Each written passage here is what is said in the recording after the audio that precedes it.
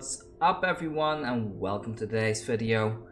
Standard rotation is happening in a couple of months, so I'm actually advising against crafting too many standard decks if you're a new player, and it's probably better to jump into the historic queue since that one has a rank queue instead. So today I will be showing a bit of a budget build on the channel, which is Mono Blue Tempo. This is a deck that did extremely well in the previous standard before Eldraine was released, and it had some minor updates, but overall this deck is extremely solid. And the best of all, there's only 3 mythics in here. The rest are all commons and uncommons in this particular deck right here.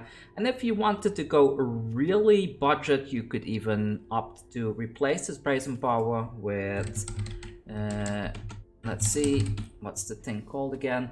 Like, either you could get something like an Unsummon is a possibility. Well, Silent Departure is sorcery, so it's not too great. Anyways, Unsummon is a possibility as a budget option instead of the Brazen Borrower, but there is another card.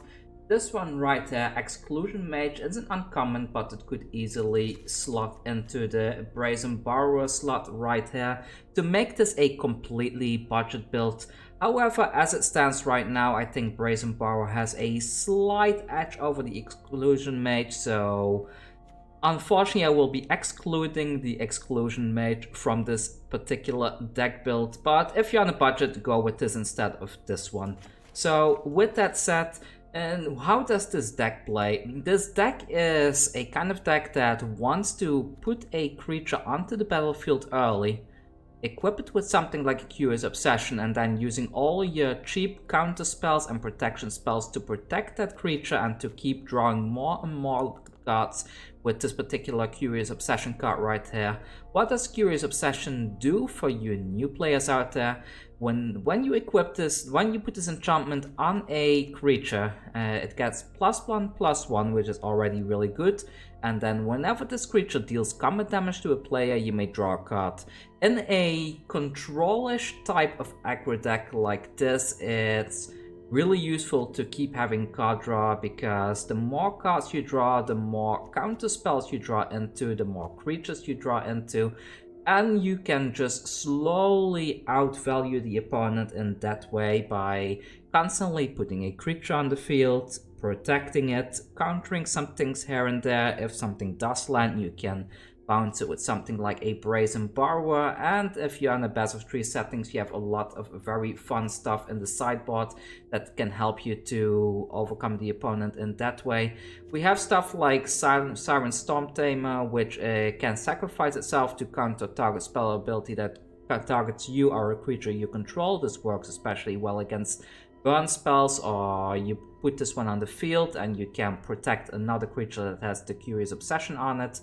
The Brineborn Cutthroat combos really well with things like the Brazen Borrower, Spectral Sailor, because these things have flash and can enter the battlefield, pumping this one, and you have a bunch of cards in your deck in general that will do quite well. Essence Capture would also be an inclusion that I wanted to put in here, but I haven't really found the space for it yet. And what's the other one called? The one that puts a +1/+1 counter on your creature. It's double blue to counter a creature spell. Would also be a nice inclusion in this particular deck right here, but I haven't really found the space for that either. I found this deck on MTGA Zone by browsing the historic metagame, and this was the deck that came out as one of the top decks at this current moment of time. So let's just go and give this one a try. It's a very budget build, and I think it's going to be a lot of fun. So I will stop recording the intro right here and let's jump into some footage.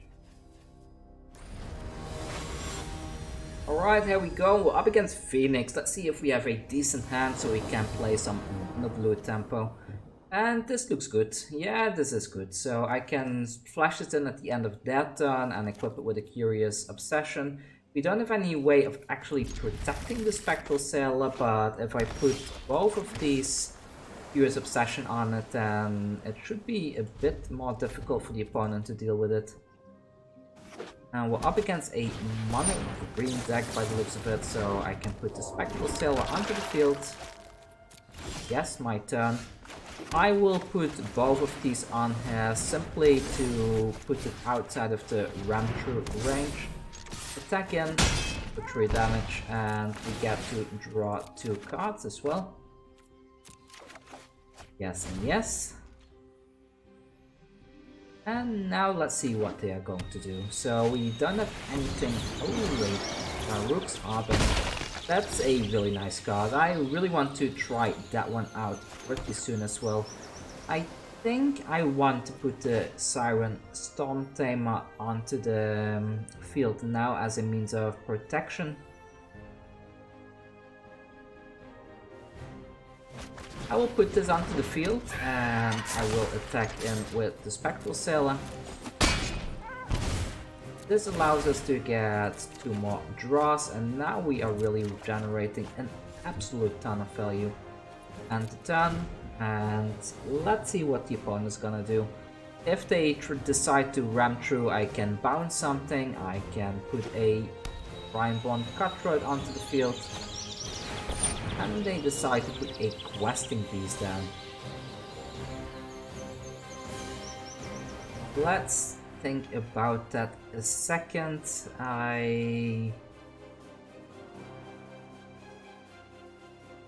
Yeah, let's let that resolve.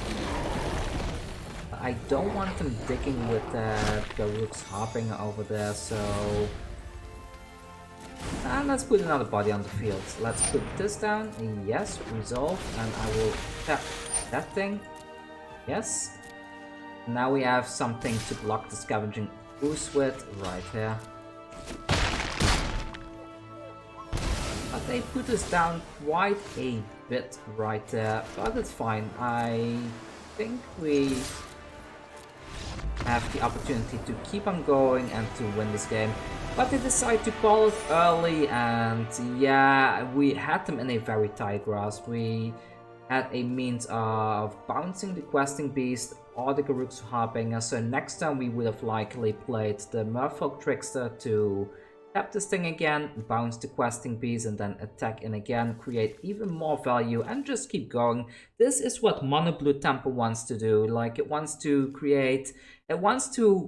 outvalue the opponent by just refilling your hand constantly and having evasive threats that the opponent cannot really deal with. But yeah, that was the showcase battle right here, I suppose. So let's move on to a couple more games to see if we can reel in 1 or 2 more wins and have some fun with Mono Blue.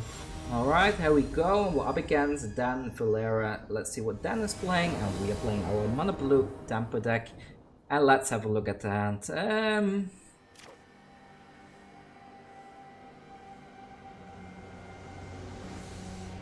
It's a very risky keep, but I do like a Spectral Sailor with a Curious Obsession on it. Yeah, let's keep it and see how we can do with this, because there's the land, so we weren't actually in danger right there, but a blue-white land is a bit worrying. Hopefully we can outvalue that. Yeah, likely getting stumped here, but well, what can you do? That pause especially kind of tells me they have a stump in hand. And they decide to stomp right now, so nothing to do about that, but we have plenty of other stuff in our hand to keep on going, and there is another land, so let's go to their turn and see how they are going to do. On Crusher Giant, I will play the Brineborn Cutthroat. My turn, and I think I'm gonna hold up a counter spell during their turn and perhaps put an opt on here as well. So let's pass the turn and see what they're gonna do next. The Lucas Dispersal with Pirates is really nice. Yeah, I'm okay taking 4 damage here because I am going to outvalue them pretty soon. What do they play? What are they gonna play? So they put a land down and that's it. In that case, I will play Brineborn Cutthroat number 2. Justice Strike. Yeah, unfortunately I don't have a counter spell for that, but that's fine. Let's get rid of that Cutthroat right there. And then I get to up. Merfolk Trickster can be quite useful here as well. I will keep the Trickster, so take that and put the Curious Obsession onto the Brineborn Cutthroat. But we need to be very careful. We already seen that they are running Justice Strike, so we need to be really careful with how we play this out. Let's end the turn there.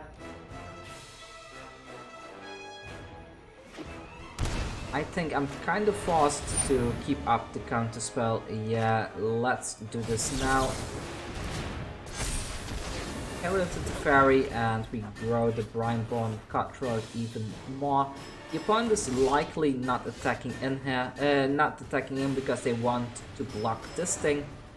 But unfortunately for them, I'm just going to... Should I bounce it or should I tap it? Maybe I will just tap it instead. Do it like so and attack in with the Brineborn Cutthroat. I could have put the Curious Obsession on there, but if I draw a land here, it would be very useful to have 2 lands open in case I want to use a Petty Theft on them. But we didn't have it, so the only thing we can do in this turn is to put the Spectral Sailor out. They decide to put the Teferi onto the field, so I will put a Spectral Sailor onto the field instead. Unfortunately, we are going to see the Brineborn Cutthroat being bounced back to the hand. Don't worry, I got this. But at least we have the Spectral Sailor to take care of the Teferi, unless they have some kind of removal spell right here. Yes, my turn, and there is a land. Should I put this on anything? I don't think I do, so let's attack in here. That gets rid of the Teferi, and yeah, let's pass it on. Okay, so they had 6 lands now. That makes the Lookout Dispersal a bit less good, since they can simply pay 4 if they want to. But if we draw into more of these, at least we get to counter some big spells. A Teferi Hero of Dominaria is definitely something I want to get rid of, so let's put this onto the field and Wizard Retort that thing right away. Now we have a 3-2 Brineborn Cutthroat onto the field. Another land, let's put this onto the Spectral Sailor. I don't think I will attack in here with these two. Yeah, then again, if I bounce this, then this is 3, 4, 5, 6, 7 damage.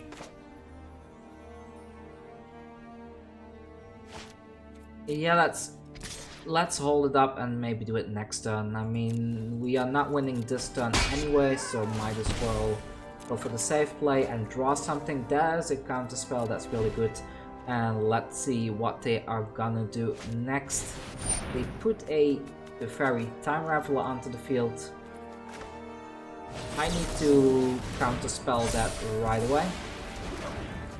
And what are they doing next? And they decide to scoop. So we got another victory for Mono Blue Tempo. So like you can see, unlike the conventional control decks, this kind of it's kind of a control strategy, but it's kind of aggro-ish by putting creatures onto the field, which is something you wouldn't see in something like Azorius Control. Like, they had more of a typical control deck right here, and they only played 1 creature, but only because this one is attached to the stump. So I quite like this deck. I am always a big fan of mono blue decks in general, not to play against, but I like all the interaction that this type of deck provides to you, and that you still get to play a bit of a creature heavy deck as well. But let's go on to the next one. I really like mono blue.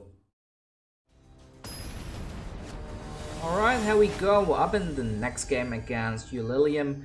Let's see what Ulilium is playing, and we are playing our little mono blue tempo budget deck. And let's have a look at this. So we have a wizard that we can put onto the field on turn 2, and then the wizard's retort will be reduced in cost. Bit of a slow hand, but I will give it a try. If it's mono red, I can even jank them out with the Merfolk Trickster. The Sparring Construct is something I haven't seen in a long time.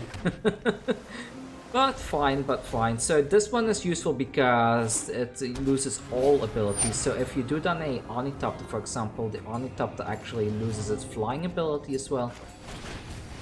Let's opt here, and no, I don't think I want another opt, so let's put that to the bottom, and there we go.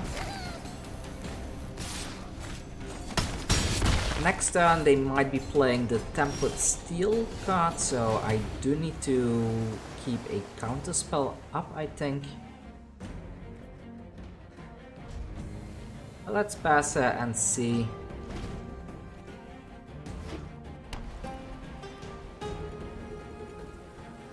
Okay, waiting for the opponent to make a decision. If they play the Tempered...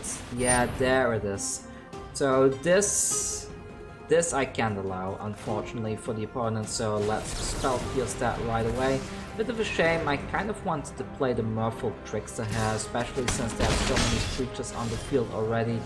But slowly we will start to wear them out, I suppose, so... let's pass, and I will keep up another counterspell in case they have a second Tempered Steel. Let's see if they do. Waiting for the opponent to make a decision. Games like this are quite tense when you play mono blue because anything that lands on the field is hard to interact with. They are taking quite a bit of time thinking what to do. That has me think they might have another Tempered Steel in hand. Okay, so...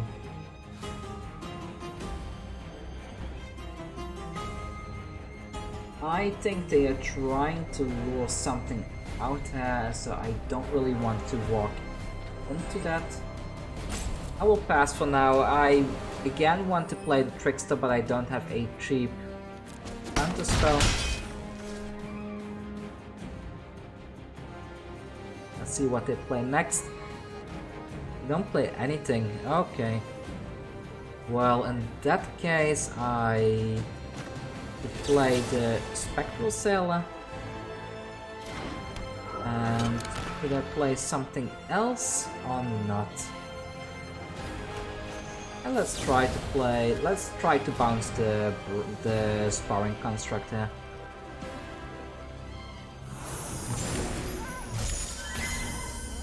Hey, do they use an ability? They do not. Okay then, so we have the Spectral Sailor now, not the greatest creature, but it's fine, it's fine. If they want to deal with this one, I'm fine with that, and let's end the turn right there. So what do they do next? They scry with Zephyrin Void. They're likely putting the Sparring Construct back onto the field. I think I'm fine with that. It's just a 1/1, right? So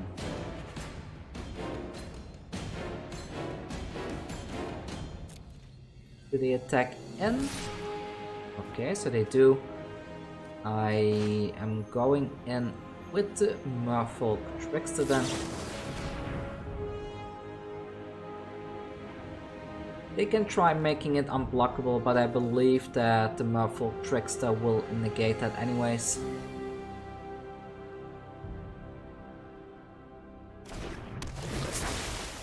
Yeah, make that lose all its abilities, and now I get to block that one. That gets rid of the Ginger Brute. And what do they play next? We have two counter spells we can use here as well, which is really useful.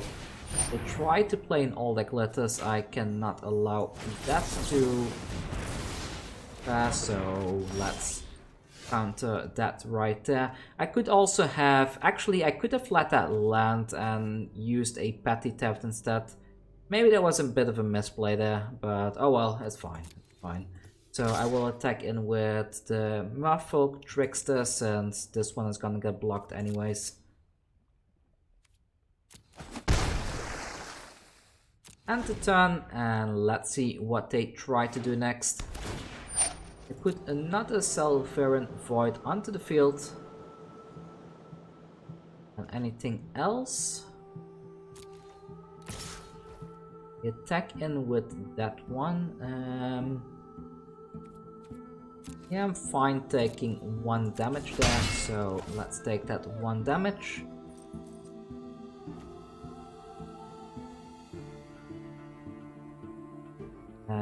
Anything else?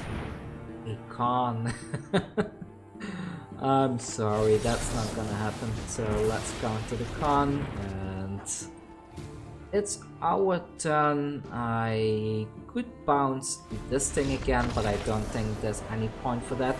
And they decide to call it. They've had enough of our nonsense. Well, I can't blame them. Playing against Mono Blue is extremely frustrating, but I don't care right now. I'm here to show everybody some good decks for Historic, so we are going to play Mono Blue anyways. Let's go on to the next game. Alright, we are up against our fourth opponent, who is really obsessed with coffee by the looks of it. But let's have a look. 2 early counter spells. We have a Wizard's Retort, which is powered by the Merfolk Trickster. Let's keep this, seems good. So what are we up against? Another white deck, a Legion's Landing. Let's counter that.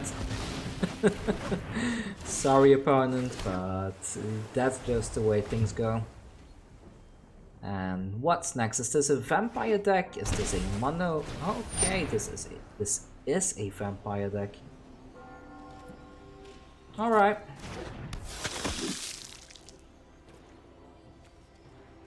Yeah, I mean, I can Merfolk Trickster it later, and then it kind of loses all its abilities, so let's not play this now and wait a bit. Maybe we can even snipe a Sorin this turn. That would be really good actually. If they try to play a Sorin, we get to Spell Pierce it. Come on, please play a Sorin. Don't play a Sorin. Well, for Trickster. If they try to pay the life now, they lose it anyways. And they realize, and they scoop, nobody wants to face Mono Blue Tempo. Let's go on to another game. I think the next game will probably be the last game. I think overall everybody should have a good overview of how this deck functions, and it's a really nice budget build deck.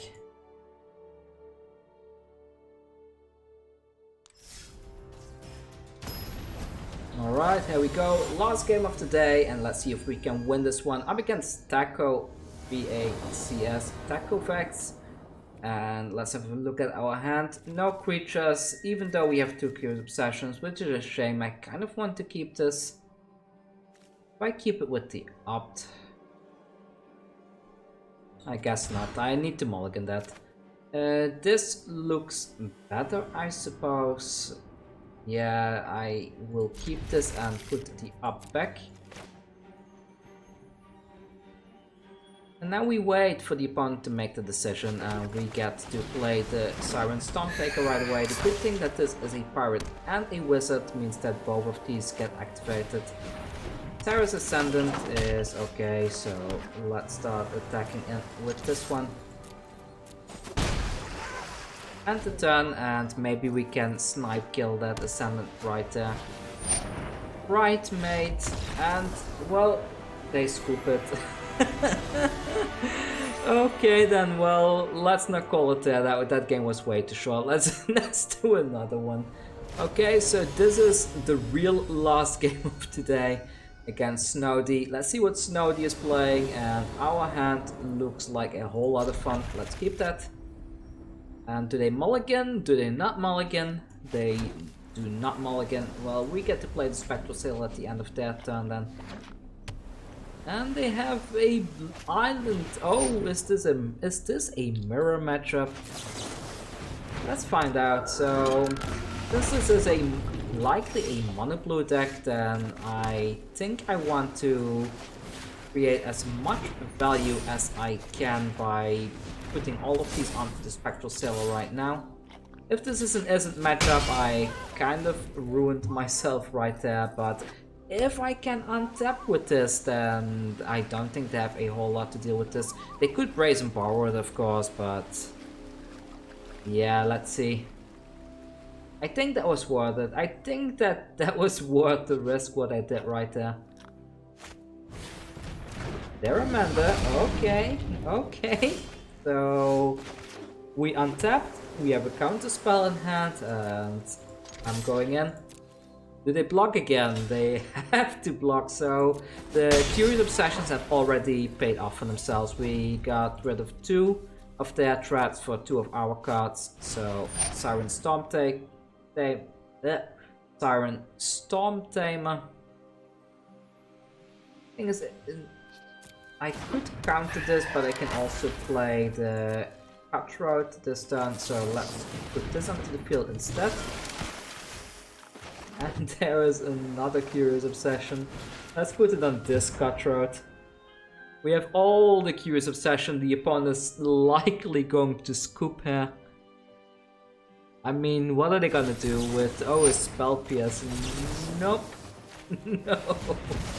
That's not happening. We are very curious right here, so... They have to block again. We killed 3 of their creatures with our Curious Obsessions, and we found a dive down. I hope they try to bounce this thing. They do not. I want to use it as an offensive spell, but let's not. My turn. Merfolk Trickster. Okay. On to the Spectral Sailor. Alright then, so let's not do that. Let's not do that. It's scooping time. Well, there you go. We had a mirror matchup in our last game right there.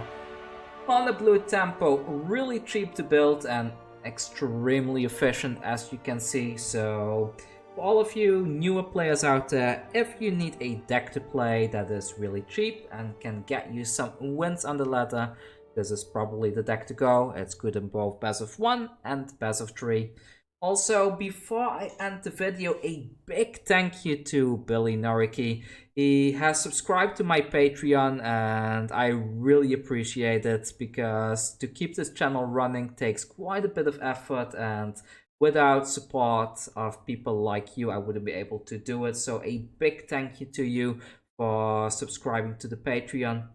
And for everybody else, if you have not subscribed to my YouTube channel, please hit that little red button down there and the bell icon so that you get notified whenever I put up a new video. Generally speaking, I post at least 1 video a day. Sometimes something goes wrong and I cannot post it, but you can expect daily Magic the Gathering videos on this channel, and most of them will be meta relevant. As you can see in this deck today, I post a large variation of really competitive decks, off-meta decks, jank decks, and sometimes like this, a bit of a budget build that I found online that could be good for the viewers here. So if you're into that kind of stuff, please consider subscribing, and if you're not, well, thank you for watching anyways, I really appreciate it.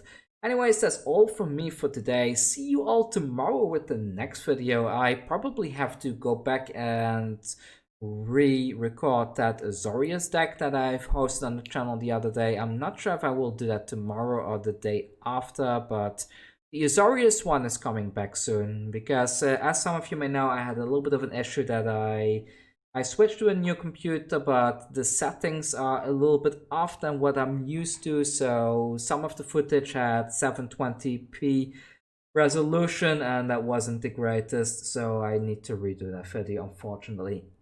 That's all from me for today. Again, thank you for watching, and I hope you will have fun with this mono blue deck. A really cheap deck to build and an absolute ton of fun to play. Probably not a ton of fun to face, but well, you can't please everyone, right? Might as well just please yourself like that. Anyways, take care. See you tomorrow. A big thank you to everybody supporting me over on Patreon. You make this channel possible. If you like what I'm doing on this channel and you enjoy my content and you want to support me, the link to my Patreon is down in the description. Anyways, that's all for me for today. See you all tomorrow with the next video.